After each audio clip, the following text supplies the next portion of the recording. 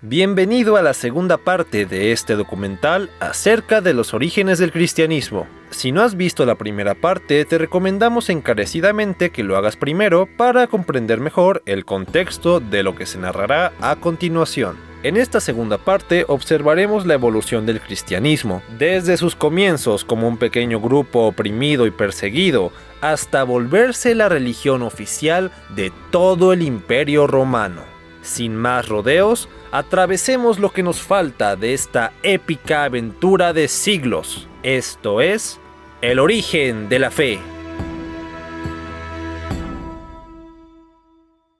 Durante la breve duración del reino independiente de Judea, como ya habíamos mencionado, se formaron distintas sectas del judaísmo, con diferentes objetivos y que reñían entre sí. Primero estaban los saduceos, los cuales eran la minoría, pero controlaban el templo y tenían el apoyo del gobierno. Por ende, eran la secta oficial de Jerusalén. Eran muy estrictos, conservadores y muy ricos. Según algunas fuentes, también eran groseros hacia el pueblo común, y ya que no creían en la vida después de la muerte, pensaban que debían ser los buenos, ya que Dios recompensaba a la gente en vida. Gente de este tipo le iba a caer mal a muchas personas, y como se puede esperar, existía una oposición, conformada por las sectas de los fariseos y los esenios. Los fariseos eran judíos que creían que las sagradas escrituras debían ser aplicadas y administradas por el intelecto humano, y como tal era válido tener diferentes opiniones sobre las leyes escritas. Esto quiere decir que según los fariseos, cada quien puede interpretar lo que dice la Biblia a su modo, pues Dios proveyó al hombre de libre albedrío. Así, los fariseos realmente no eran un grupo uniforme con una sola opinión, sino muchos jefes distintos, con una doctrina diferente cada uno, pero a los cuales se les engloba en una sola secta, ya que tenían objetivos en común. Deseaban ver a Judea libre del control extranjero, y tenían una versión del judaísmo menos estricta y más abierta que la de los saduceos, y les encantaba debatir sobre las sagradas escrituras. Los esenios, por su parte, eran antiguos sacerdotes que habían sido reemplazados a la llegada de los saduceos. Fueron expulsados del templo y confinados en el desierto. Poseían una filosofía ascética, es decir, recta y limitada en placeres. Hablaban de tomar al pie de la letra las sagradas escrituras, y algo notable es que al parecer creían en un inminente apocalipsis en el que las almas buenas serían recompensadas y las malas castigadas en el infierno. ¿Suena familiar? Tanto fariseos como esenios y el pueblo judío en general veían a los saduceos como sucias y traidoras ratas, pues para conservar su posición parecía que estos siempre actuaban en favor del gobierno, ya fuera este judío o extranjero. Estas fricciones serán claves para la manera en que se desarrollarían sucesos futuros. Con el tiempo, debido a la dominación romana, de los fariseos salió una nueva subsecta, mucho más extremista y agresiva, que se hacía llamar celote. Podríamos describir a los celotes como fariseos enojados y con cuchillos. Eran judíos prestos a utilizar la violencia y la guerra para recuperar la autonomía de Judea. Pensaban que todo gentil en tierra judía merecía morir, especialmente si había osado entrar en el templo de Jerusalén. Por supuesto, también odiaban a los saduceos, y en las calles asesinaban a cualquier romano, griego, saduceo o en general a cualquier persona que no estuviera a favor de sus intereses que agarraran desprevenida.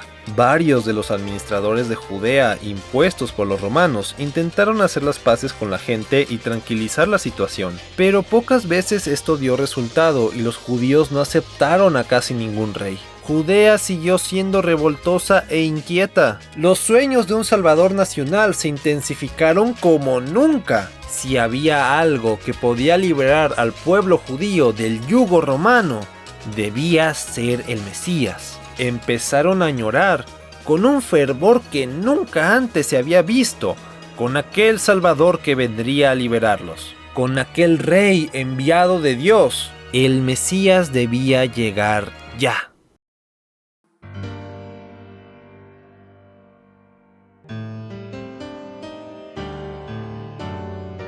Así es, llegamos a él, quizás el hombre más famoso de todos los tiempos, cuya persona siempre se mantiene presente en la conciencia colectiva y es objeto de la devoción de millones de personas. Hablamos de Yeshua, Rey de los judíos. Yeshua comenzó como un predicador que destacó por su doctrina amable y caritativa.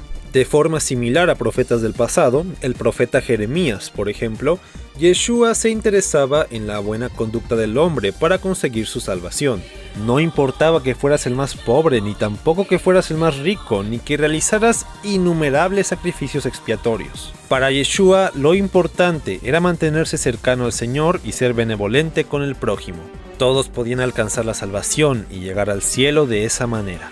Esto no fue del agrado de todo el mundo. Yeshua no era estricto con el cumplimiento de muchas tradiciones judías, como la observancia del Shabbat, y esto le ganó la enemistad de muchos fariseos que le daban mucha importancia al ritual y simplemente no estaban de acuerdo con su doctrina ni sus prácticas. Casi está de más decir que tampoco podía ser del agrado de los saduceos, pues es evidente que Yeshua no les tenía respeto y era una especie de reformador contra el status quo. ¿Y quiénes eran el status quo? Por los saduceos. Además de que promulgaba una doctrina contraria a las creencias saduceas en varios aspectos. A pesar de eso, Yeshua fue haciéndose de discípulos y seguidores que comenzaron a reconocer a Yeshua como la venida del Mesías. Bienaventurados los pobres de espíritu, porque suyo será el reino de los cielos. No reunáis tesoros para vosotros aquí. No, reunid para vosotros tesoros allá en el cielo, donde ni la polilla ni el moho os carcomen. Arrepentíos, porque ya viene el reino de Dios. Y en verdad os digo, que no quedará aquí piedra sobre piedra. Cabe aclarar que Yeshua no fue ni el primero ni el último en ser proclamado Mesías. Como ya mencionamos, los judíos hervían de ansias por un Mesías guerrero que los liberara, factor que podía ser aprovechado prácticamente por cualquier hombre común para iniciar una rebelión o un movimiento. En este contexto, podría decirse que Yeshua, a la larga, fue el más exitoso de todos estos Mesías. Sin embargo, ser llamado el Mesías traía consigo muchos problemas peligrosos. En primer lugar, no olvidemos que Judea se encontraba bajo dominio del Imperio Romano, y cualquier persona proclamada como el rey de los judíos no podía ser para Roma otra cosa más que un enemigo político o incluso un traidor. Si el problema crecía demasiado y este rey se hacía demasiado grande, Roma podría extender su castigo a todo el pueblo de Judea. Es probable que los sacerdotes saduceos estuvieran conscientes de lo peligroso que era provocar a Roma, además de que no les podía agradar un líder popular que desafiara su supremacía sobre el templo. Sin mencionar que es probable que para los celotes, que esperaban un Mesías poderoso y guerrero, Yeshua no era más que un tibio y pacífico fraude, un falso Mesías.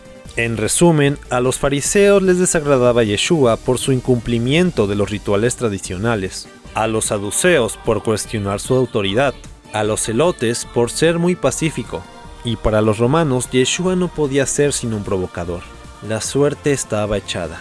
Judas Iscariote, que quizás perteneciera a la secta de los celotes, entregó a Yeshua al sacerdocio, quienes lo entregaron a Roma y ésta lo trataría como a cualquier traidor según la ley romana. Que vuestro corazón no se inquiete. Creed en Dios y creed también en mí. Cuando parta, os prepararé un lugar, volveré otra vez y os llevaré conmigo. Estos nuevos mandamientos os doy, que améis los unos a los otros, así como yo os he amado.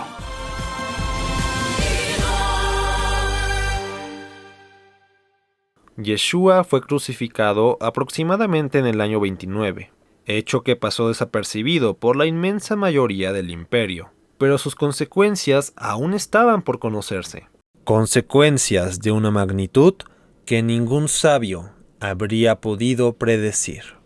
Y es que nadie habría pensado que las enseñanzas de Yeshua trascenderían o siquiera sobrevivirían. Yeshua había muerto, y para muchos eso destruyó su imagen como Mesías. Pero sus seguidores no desaparecieron. Su resiliencia les permitiría sobrevivir a los más sangrientos desafíos. Y es en su historia en la que nos concentraremos ahora. A los seguidores de Yeshua en un principio se les llamó judíos mesiánicos. Recordemos que Yeshua predicó a judíos y se rodeó de judíos, por lo que en un principio sus adeptos eran y se consideraban a sí mismos como otro grupo judío más, cuya particularidad más importante era que consideraban a Yeshua como el Mesías, y por ende, el Mesías ya había llegado, contrario a la mayoría de judíos que aún lo esperaban, y que aún hoy en día esperan, de hecho. Por supuesto, los judíos mesiánicos no dejaron de hacer muchos esfuerzos para intentar convencer al resto del pueblo judío que Yeshua era el Mesías. Según las creencias de muchos judíos, el Mesías debía descender del rey David y haber nacido en un pueblito de Judea llamado Belén. Es por esto por lo que existen listas genealógicas que conectan a Yeshua con el rey David, y la razón por la que, para la tradición, Yeshua nació en Belén. Y esa es la razón por la que cada diciembre se escucha Belén, campanas de Belén. A pesar de eso, conseguir conversos seguía siendo muy difícil, pues muchos judíos seguían considerando a Yeshua como un falso mesías y a sus seguidores como una secta hippie y herética. Y desde la perspectiva gentil, esta religión era incluso menos atrayente, pues en esta etapa seguía siendo prácticamente judaísmo y poseía muchos ritos obligatorios que eran incómodos para los no judíos. Por ejemplo, el rito de la circuncisión, sin mencionar el pequeñito, gran detallote de que seguir la doctrina de Yeshua y por ende juntarse con judíos, a la larga podía llevar a que te quemaran en la hoguera. No olvidemos quiénes eran el grupo más rebelde dentro del Imperio Romano. Pero, durante este periodo, nació en Tarso, una ciudad que actualmente está en Turquía, un joven llamado Saulo. Según la Biblia, Saulo parece haber venido de una familia judía farisea. Y sí, efectivamente, los fariseos estaban en contra de los seguidores de Yeshua y los perseguían activamente. Saulo atacó a los judíos mesiánicos en repetidas ocasiones, como en el caso de Esteban, quien fue apedreado. Según la leyenda, un día mientras Saulo estaba en una de sus persecuciones, tuvo una visión en el desierto. Saulo, Saulo, ¿por qué me persigues? ¿Quién eres, Señor? Yo soy Yeshua, a quien tú persigues. Pero levántate, entra en la ciudad y se te dirá lo que debes hacer. Y te dejaré ciego 3 días. Oh, my God. No podemos saber si esto pasó o no, pero lo cierto es que Saulo se pasó al lado de Yeshua y decidió dedicarse a promulgar su doctrina. Aparentemente consideró que no había futuro en intentar hacer crecer la religión en base a conversos judíos, por lo que volteó la mirada y en su lugar apostó a la conversión de gentiles. Pero los obstáculos para convertirse al judaísmo y sus derivados persistían. Saulo comprendió esos problemas y pensó en estrategias para superarlos. Sus medidas incluyeron helenizar las creencias judaicas, es decir, involucrar términos y filosofía griega. Cambió su nombre a uno romano, Pablo, y empezó a hablar de una religión que no necesariamente era nacionalmente judía, sino que se basaba en los valores y preceptos que había dejado Yeshua y estaba dirigida a todos los pueblos del planeta. Permitió que los conversos no pasaran por la circuncisión ni por los ritos judíos que no les gustaban. Y así la nueva religión floreció entre los gentiles y rápidamente se formaron muchas comunidades. A estos gentiles, que no eran judíos pero sí creían en la doctrina de Yeshua, se les empezó a llamar de otra forma. Mesías en griego se puede traducir como Cristos, y desde esa época, los seguidores gentiles de Yeshua, ahora más conocido como Jesús, se empezaron a llamar cristianos. Por estos tiempos se escribieron los libros del Evangelio. Si recuerdas tus clases de catecismo, seguro estás familiarizado con esa palabra. Evangelio significa buena noticia. En este caso hace referencia a la buena noticia, que es la venida de Jesús. Y los libros evangélicos narran esta buena noticia, contando la vida y la enseñanza de Jesús desde la perspectiva de gente que supuestamente vivió cerca de él. 4 hombres escribieron las más importantes versiones del Evangelio. Estos son Marcos, Mateo, Lucas y Juan. Por si alguno se lo pregunta, sí, efectivamente, durante este tiempo también se escribieron otras versiones. Existe una versión del Evangelio según María Magdalena, otra según San Pedro, e incluso una versión del mismísimo Judas Iscariote. A estas versiones se les suele llamar evangelios apócrifos. No porque tengan algo malvado, ni estén prohibidos, ni tengan nada de especial realmente. Simple y llanamente, hoy en día no son aceptados como canónicos por la mayoría de la cristiandad. También cabe mencionar que no es segura la autoría de ninguno de los libros evangélicos. No sabemos quién escribió cada uno. Así que decir ¡el Evangelio de Judas! No es tan escandaloso realmente. Pablo también escribió sus propios libros, que son conocidos como cartas paulinas. En estas cartas está escrita su historia, varios relatos de la época y su doctrina. Pablo, pues, no fue el único hombre que promulgó la doctrina cristiana por el Imperio Romano, pero probablemente sí fue el más importante para su desarrollo. No le queda chico el título de San Pablo. Gracias a su acción, el cristianismo comenzó a extenderse por todas las provincias, aunque ya no solamente por las reformas de San Pablo, sino porque realmente era una doctrina muy atractiva para los crudos tiempos que enfrentaba la población. Un campesino del Imperio Romano no la tenía especialmente fácil, pues era hostigado con impuestos, invasiones bárbaras, pobreza, hambre, plagas, etc. Así que una religión que te recompensaba por el mero hecho de ser buena persona y te prometía una maravillosa estancia en el cielo después de una amarga y limitada vida, era algo muy reconfortante. Todo esto, sumado a que en siglos posteriores el imperio entró en una terrible decadencia cultural y política, es a lo que varios historiadores le atribuyen el éxito del cristianismo entre la población europea. En un momento, debido a la ahora gran extensión geográfica que ocupaba el cristianismo, surgió la necesidad de jefes religiosos locales en cada región, jefes a los cuales se les llamaba obispos. Estos obispos tenían que organizarse y rendir cuentas a través de juntas y concilios periódicos, es decir, que se sentaron las bases de la iglesia. Los cristianos aún eran la minoría en todo el imperio, y casi en ningún lugar pasaban de ser más que unas cuantas docenas, pero eran una minoría sólida y aferrada a su fe. Por el año 114 después de Cristo estalló una nueva revuelta judía encabezada por los celotes. Esta rebelión no solo causó estragos en Judea, sino que comunidades judías de todo el imperio se unieron al alboroto y Roma se topó con una rebelión por varios flancos. Y a pesar de que le costó, Roma ganó como siempre, y esta vez buscó destruir para siempre la raíz de sus problemas. Jerusalén quedó en ruinas, los judíos fueron expulsados del territorio y la región de Judea pasó a llamarse Palestina, que en latín significa algo como la tierra de los filisteos. Canijotes. Los cristianos, ante los ojos de Roma, seguían siendo judíos, y como tales fueron perseguidos también.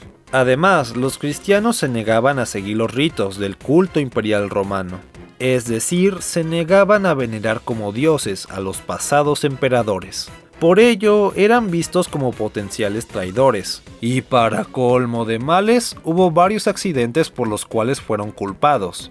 Que se incendió Roma, seguro fueron los cristianos. Que hay peste, seguro fueron los cristianos.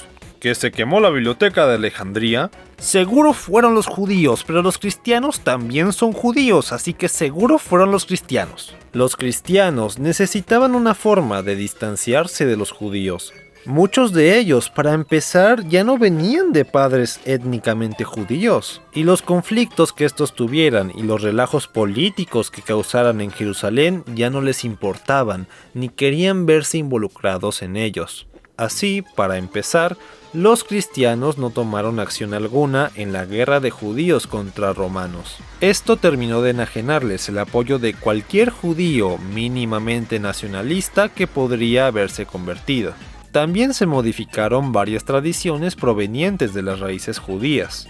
El Shabbat, por ejemplo, el día sagrado reservado para el descanso y celebración de Dios, se pasó al domingo. El cerdo, los mariscos y otras comidas prohibidas fueron aceptadas en el menú cristiano. Se cambió la fecha de diversas celebraciones también, para intentar que no coincidieran con el mismo día que los judíos. En fin, podemos resumir todo esto en que los cristianos se convirtieron en un grupo que seguía doctrinas hechas por judíos, con libros provenientes de judíos y hasta con varias fiestas muy parecidas a las de los judíos, pero con diversas modificaciones, étnicamente distintos y, lo más importante, políticamente separados de Judea y su pueblo para siempre. Así se hizo la ruptura entre el cristianismo y el judaísmo. Una ruptura que con el tiempo solo se ha hecho más y más grande. Entonces me estás diciendo que no sos judío. Simón. Pero, ¿acaso no descansan todos los sábados igual que los judíos? No, pues nosotros acá descansamos en domingo, el día del Señor, carnal. Pero ustedes creen en un único Dios verdadero, ¿no es así? Simón, carnal, el Jesúsín es a todo dar. ¿Qué? ¿Qué? Creo que mejor te voy a mandar a la hoguera. Ah, pues, broderos, ¿qué pasó? Paz y amor, paz y amor. Mientras el cristianismo crecía, la iglesia lo hizo también, y pronto se hizo evidente que ésta necesitaba mejorar su organización, pues no existía un control central eficiente. Es decir, que los obispos de las diferentes regiones, alejados mutuamente, podrían desarrollar sus propias costumbres y su propia manera de entender el cristianismo. Y de hecho eso fue lo que pasó. Los cristianos de diferentes provincias del imperio empezaron a tener diferentes opiniones sobre cómo debía ser el dogma. Se fundaron un montón de escuelas, se hizo un montón de filosofía, y la iglesia se vio a sí misma dividida. Retomaremos este problema en breve. Los emperadores romanos, incluso después de que el cristianismo se separara del judaísmo, siguieron persiguiéndolo porque, a su parecer, no hacían nada sino entorpecer la administración del imperio, pues los cristianos eran una minoría, pero una minoría aferrada y que activamente buscaba convertir al resto de la población. Y después de todo, continuaban sin respetar al culto imperial. Así, hubo una larga época de persecuciones y muchos mártires.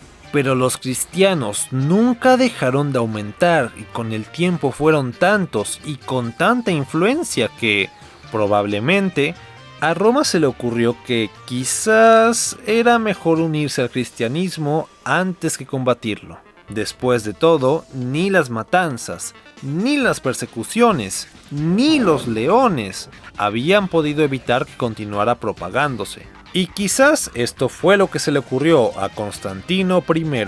Constantino era un político que, por supuesto, se había criado bajo las enseñanzas y religión romanas. Pero, según lo que cuenta la leyenda, antes de una batalla contra un adversario político, tuvo una visión divina. Vio una cruz en el cielo y bajo ella una leyenda que decía: "In hoc signo vinces". Bajo este signo vencerás. Constantino puso la cruz en los escudos de su ejército y consiguió la completa victoria. Se supone que esto convenció a Constantino de apoyar el cristianismo. También puede que no, y que simplemente fuera un político muy astuto que previó el futuro.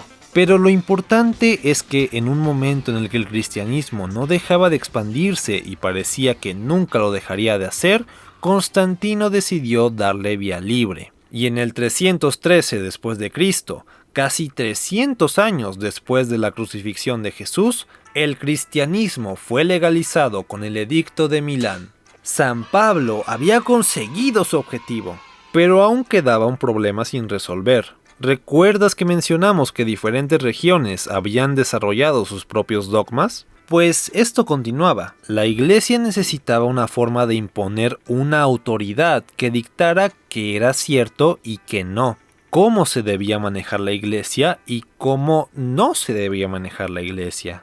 Quizás la principal causa de división era acerca de la figura de Jesús y qué era este exactamente. Que si era hombre, que si no, que si Dios solo era uno, que si Jesús había sido creado y por ende no podía estar al nivel de Dios, que si Jesús había nacido como hombre común, pero entonces fue adoptado por Dios y luego lo desadoptó cuando lo crucificaron y lo volvió a adoptar. En fin, era todo un revoltijo teológico, filosófico, patológico que tardaríamos muchos dolores de cabeza en intentar explicar. Desde nuestro punto de vista moderno, sería un error pensar que estas posturas, hoy en día rechazadas por la mayoría, no tenían importancia.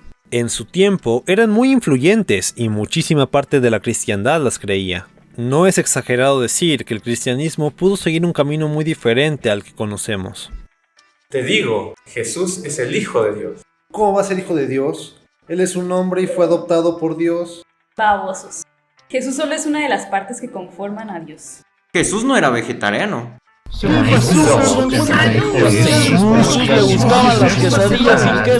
No había un consenso respecto a cuál era la doctrina cristiana verdadera, y mucha gente aún no comprendía qué era el cristianismo. Prácticamente cada provincia del imperio tenía un dogma diferente. Ahora sí que con todo respeto, ¡qué pedacles! Constantino decidió ponerle fin a esta situación. Era hora de un concilio, el Concilio de Nicea. Llamó a todos los obispos del imperio y los metió en la ciudad de Nicea, un lugar que hoy estaría en Turquía. El objetivo era llegar a un acuerdo de una buena vez, y así Constantino tuviera una iglesia firme que le ayudara a unificar el imperio a través de un poderoso credo nacional. Y después de meses de debate se llegó, entre otras cosas importantes, a la resolución de que Jesús tenía una doble naturaleza, la humana y la divina.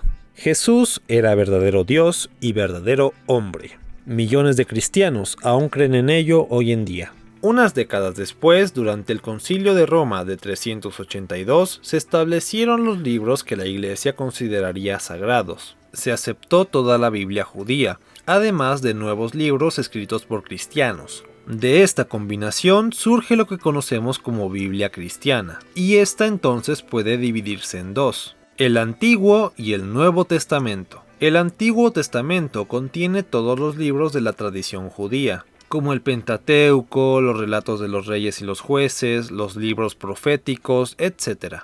Y el Nuevo Testamento contiene la tradición exclusivamente cristiana, es decir, los libros evangélicos, los Hechos de los Apóstoles, las cartas de Pablo, las cartas generales y el Apocalipsis de Juan.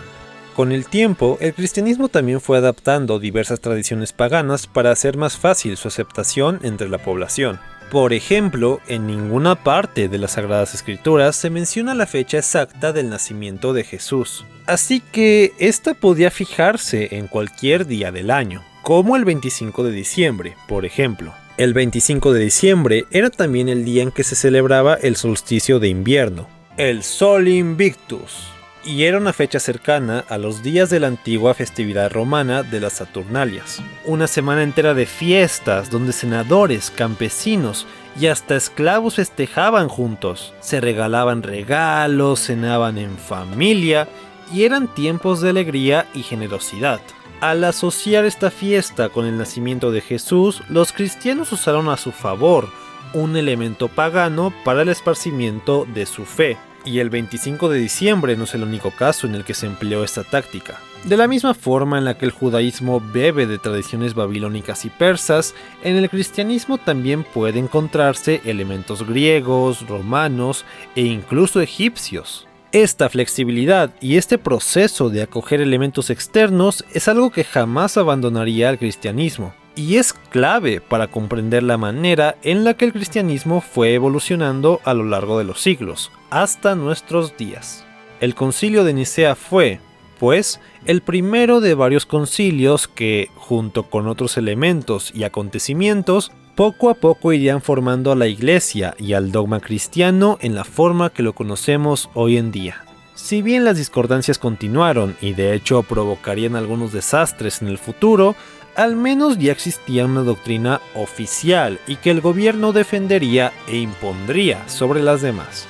En 380, el emperador Teodosio hizo del cristianismo la religión oficial del Imperio Romano, prohibiendo así la práctica de todo culto pagano. Y a pesar de que cuando el imperio cayó, una gran parte de Europa continuaba siendo pagana, Roma dejó atrás una cristiandad fuerte, cristiandad que eventualmente convertiría al resto del continente, que influenciaría enormemente el destino de Europa y, con el tiempo, también el destino de nuestra patria.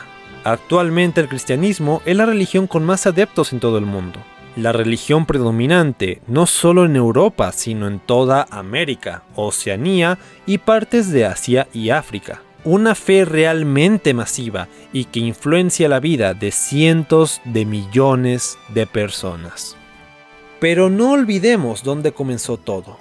Es realmente sorprendente e interesante volver la vista hacia atrás y darse cuenta de cómo aquellas tribus del desierto, aquellos israelitas, aquel pueblo subyugado sin gran poder y con la fe como única fuerza, lograron que su culto sobreviviera a invasión tras invasión y a destrucción tras destrucción, provocando que, con el tiempo, o al menos una versión derivada, prácticamente conquistara gran parte del mundo. Esta fue la historia del origen del cristianismo, del origen de un pilar fundamental de nuestra cultura y civilización. La historia del credo que conquistó Occidente.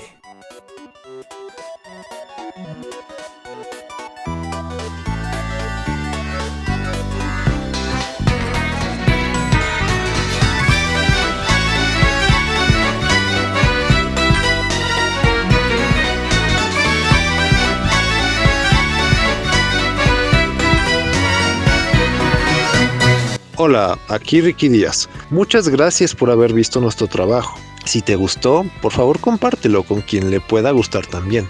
En este punto nos puede ayudar bastante. En la descripción encontrarás un enlace a nuestro canal de animación y arte por si quieres checarlo. Y de nuevo, muchísimas gracias por darle una oportunidad a este proyecto y nos veremos en la siguiente. ¡Chao!